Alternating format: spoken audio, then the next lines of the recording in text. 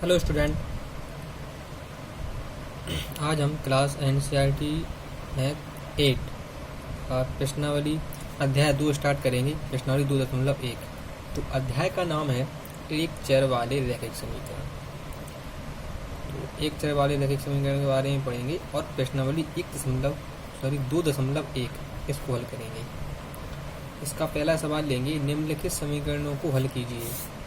और पहला सवाल है x - 2 = 7। तो कुछ चीज़ों के बारे में जानकारी प्राप्त कर लेती हैं, जान लेती हैं क्या है एक चर वाले रैखिक समीकरण, क्या होते हैं, चर क्या होती हैं, इन सब के बारे में रफ्फर समझते हैं। तो सबसे पहले समझते हैं चर क्या होते हैं। तो ABCD के जितने भी अक्षर होते हैं, जैसे x, y, z या a या b, ABCD के सारे अक्षर चर राशि कहलाते हैं या चर कहलाते हैं। ठीक है। अब अचर क्या होते हैं? तो गणित की सारी संख्याओं को अचर कहते हैं। ABCD के सारे अक्षर को क्या कहते हैं? चर। गणित की संख्याओं को बोलते हैं अचर। ठीक है। अगली चीज, समीकरण क्या होते हैं? चर राशि और अचर राशि से मिलकर बने एक मान को, एक समीकरण को, एक व्यंजक को समीकरण कहते हैं। जैसे x + 7 और बराबर लगा होना चाहिए, इसमें दो पक्ष होने चाहिए, जैसे बराबर 2। तो ये समीकरण है। और देखिए इसमें एक चर है, यानी x है, एक ही चर x है। तो ये एक चर वाले रैखिक समीकरण को रैखिक समीकरण बोलते हैं, यानी एक सीधी रेखा में, एक रेखा में समीकरण, उसको बोलते हैं रैखिक समीकरण। और बराबर लगाया तो समीकरण है ये। तो ये एक चर वाले रैखिक समीकरण होते हैं। अगर इसमें 7 के साथ में y और लग जाता तो ये दो चर वाले रैखिक समीकरण हो जाते, क्योंकि इसमें दो चर थे, x भी थे और y भी थे, ये दो चर हो गए थे। लेकिन अगर इसमें x ही है तो ये एक चर वाला रैखिक समीकरण है। अब समझते हैं कि इन समीकरणों में हल कैसे करते हैं। तो जितने भी चर वाले समीकरण होते हैं उनमें चर का मान ज्ञात करना पड़ता है। तो इस सवाल में x + 7 = 2, इस सवाल में x का मान ज्ञात करना है, x की वैल्यू ज्ञात करनी है। तो x का मान ज्ञात करने के लिए क्या करना पड़ेगा?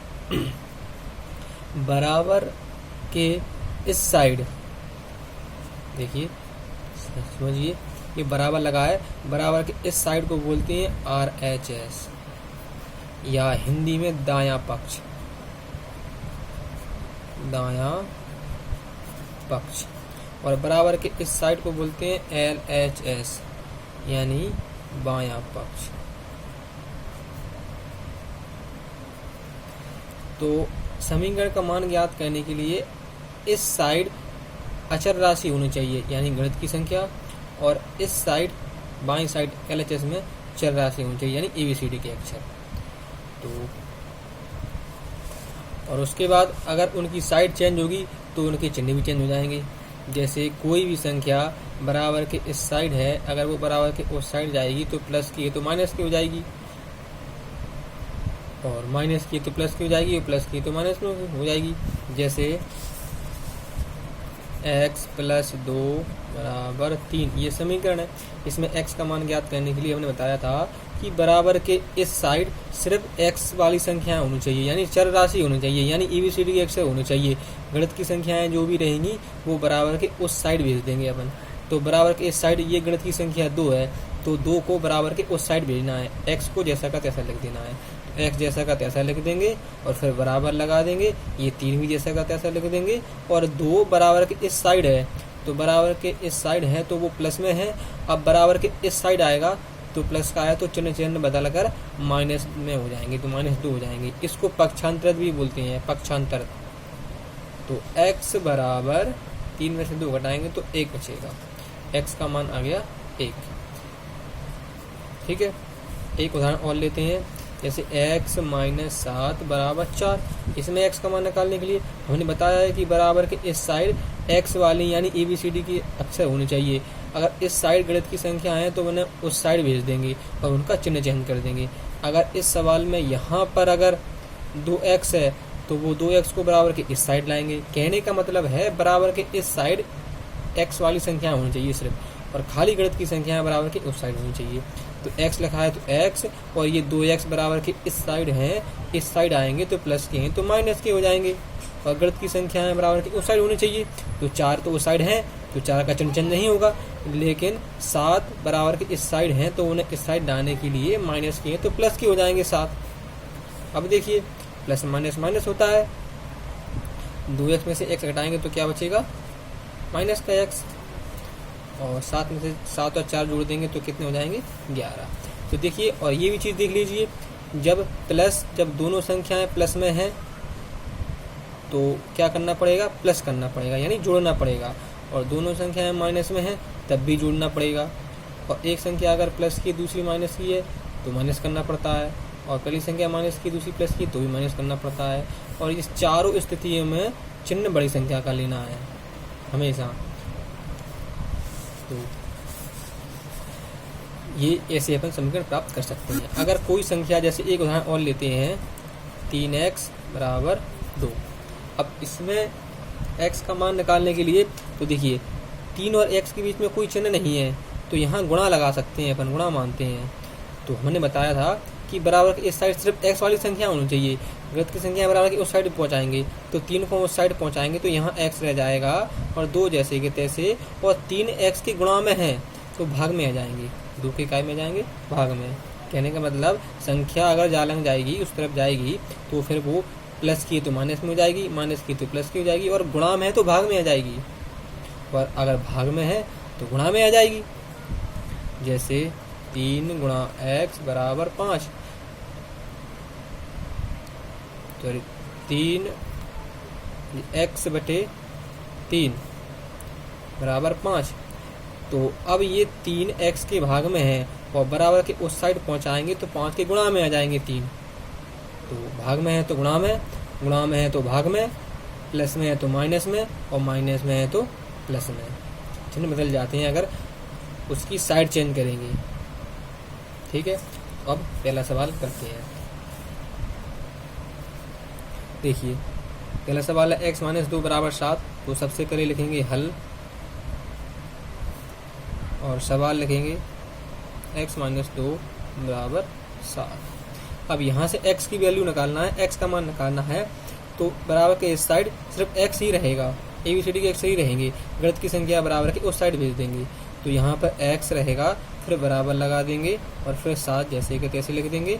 अब देखिए 2 बराबर के इस साइड हैं और माइनस में हैं, अब उस साइड जाएंगे तो माइनस में है तो उस साइड होके कायम हो जाएंगे प्लस में, उसका चिन्ह बदल देंगे, पक्षांतरित कर देंगे। और अब x बराबर प्लस प्लस प्लस ही होता है, 7 और 2 9। ठीक है, चलिए अगला सवाल लेते हैं। अब देखिए दूसरे सवाल में सबसे पहले सवाल लिख लेते हैं y + 3 बराबर 10। अब इसमें चर राशि y है तो इसमें y का मान ज्ञात करना है, और y का मान ज्ञात करने के लिए बराबर के इस साइड सिर्फ y ही रहेगी, 3 को बराबर के उस साइड भेज देंगे। तो y बराबर 10 जैसे के तैसे, और 3 बराबर के उस साइड जाएंगे तो प्लस के हैं तो माइनस के हो जाएंगे, चिन्ह बदल जाएगा। और अब घटा देंगे, 10 काय के हैं प्लस के, जब कोई चिन्ह लगाओ तो प्लस के होते हैं, तो प्लस माइनस माइनस, और 10 में से 3 घटाएंगे तो बचेंगे 7। बड़ी संख्या प्लस की है इसलिए आंसर प्लस में आएगा। तो y बराबर 7। अगला सवाल लेते हैं। अगला सवाल है 6 बराबर z + 2। तो इसको हल करते हैं, तरीका वही है। अब देखिए इसमें 6 बराबर z + 2।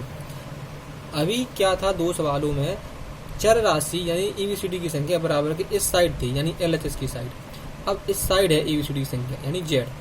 तो अपन कुछ भी कर सकते हैं।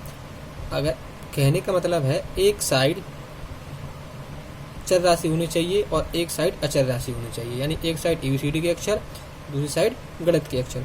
तो अगर इस साइड अगर चर राशि रहेगी तो उस साइड गणित के अक्षर रहेंगे, और उस साइड गणित के अक्षर रहेंगे तो इस साइड चर राशि रहेगी।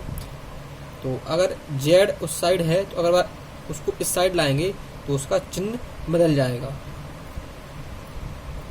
या फिर उसको उसी साइड रहने दो, 2 को इस तरफ कर लो। कहने का मतलब एक साइड चर राशि होनी चाहिए। तो 6, अब 2 बराबर के इस साइड आएंगे तो 2 प्लस के हैं तो काय के हो जाएंगे माइनस के, बराबर जेड जैसे कि तैसे लिख देंगे। देखिए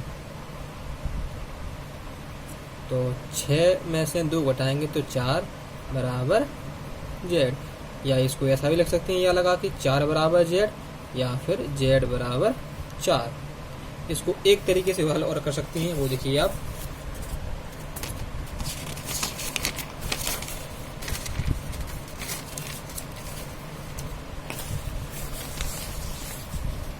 छः बराबर जेड प्लस 2। अभी हमने क्या किया था, जेड को उसी साइड रहने दिए थे, 2 इस साइड डाल लाए थे। अब हमने सबसे पहले बताया था कि बराबर के इस साइड रहेगी चर राशि और बराबर के उस साइड रहेगी अचर राशि। तो अगर जेड इस साइड लाएंगे तो जेड प्लस की, जब कोई चिन्ह लगाओ तो प्लस की होती हैं, तो जेड प्लस की हैं, तो बराबर के इस साइड आएंगे तो जेड माइनस के हो जाएंगे, फिर बराबर और फिर 2 लिखा है तो 2, और 6 बराबर के इस साइड हैं, अब बराबर के इस साइड आएंगे तो प्लस के हैं तो काय के हो जाएंगे माइनस के। चलिए आगे बढ़ते हैं, माइनस की जेड बराबर और प्लस माइनस माइनस, 6 में से 2 घटाएंगे तो बचेंगे 4, बड़ी संख्या माइनस की है तो आंसर भी माइनस में आएगा। तो अब देखिए ये माइनस से माइनस कट जाएगा, ठीक है, क्योंकि दोनों बराबर में तो कट जाएगा। तो अब जेड का मान आ गया 4। तो ऐसे भी कर सकते हैं, कहने का मतलब है या तो एक साइड करना है, ज़्यादातर अगर सरल तरीका है तो बराबर के इस साइड कर लेंगे अपन चर राशि और बराबर के उस साइड कर लेंगे गणित की संख्याएं। अगर चर राशि इस साइड रहेगी तो गणित की संख्या उस साइड रहेंगी, अगर चर राशि इस साइड रहेगी तो गणित की संख्या इस साइड रहेंगी। किसी भी प्रकार से हल कर सकते हैं। Thank you.